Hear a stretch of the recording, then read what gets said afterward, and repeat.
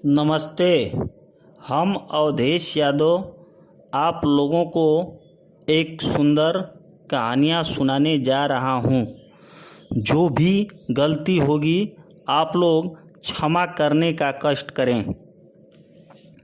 शीर्षक का नाम है एक कथा।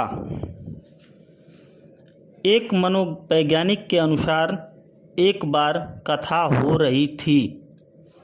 एक मनोवैज्ञानिक के अनुसार एक बार कथा हो रही थी।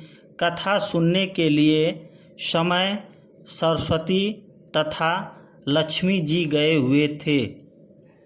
उस कथा में बहस होने लगी कि सबसे बड़ा कौन है, तथा धीरे धीरे आपस में तीनों में झगड़ा होने लगा और तीनों लोग आपस में कहने लगे कि सबसे बड़ा मैं हूँ, सबसे बड़ा मैं हूँ।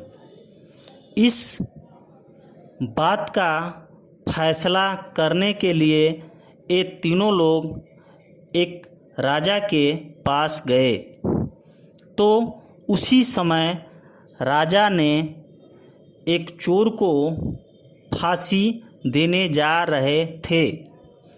तब तक उसी समय ये तीनों लोग राजा से अपनी अपनी बात बताने लगे तथा तीनों लोग कहने लगे कि हम लोग में सबसे बड़ा कौन है।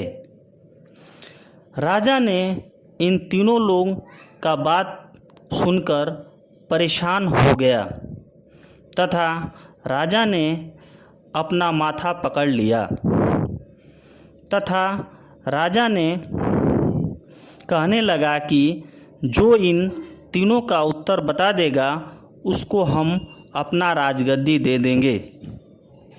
जब राजा की बात चोर के कान तक पहुंचा, तब चोर ने चुपके से कहा कि इसका जवाब तो हम चुटकी में दे दूंगा। तब राजा ने चोर को कटघरा से छुड़वाया। जैसे चोर कटघरा से बाहर आया, वैसे ही इन तीनों लोगों को अपने पास बुलाया तथा चोर ने सबसे पहले लक्ष्मी जी से कहा कि आप बड़ा नहीं हैं।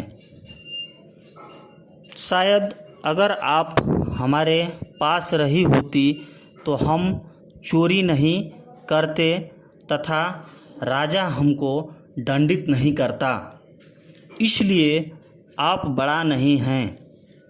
तथा चोर ने दूसरे नंबर पर सरस्वती जी से कहा कि आप बड़ा नहीं हैं, क्योंकि शायद आप हमारे बुद्धि में प्रवेश की होती तो हम बुद्धि का इस्तेमाल करके पैसा कमाते तथा किसी का चोरी नहीं करते, इसलिए आप बड़ा नहीं हैं।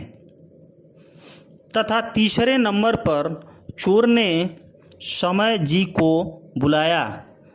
जैसे ही समय जी आए, वैसे ही चोर ने उत्तर दिया कि सबसे बड़ा आप हैं।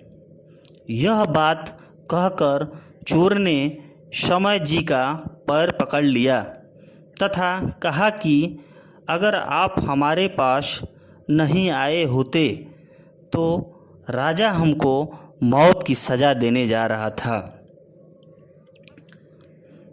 तथा आपके वजह से बच गया, इसलिए आप बड़ा हैं।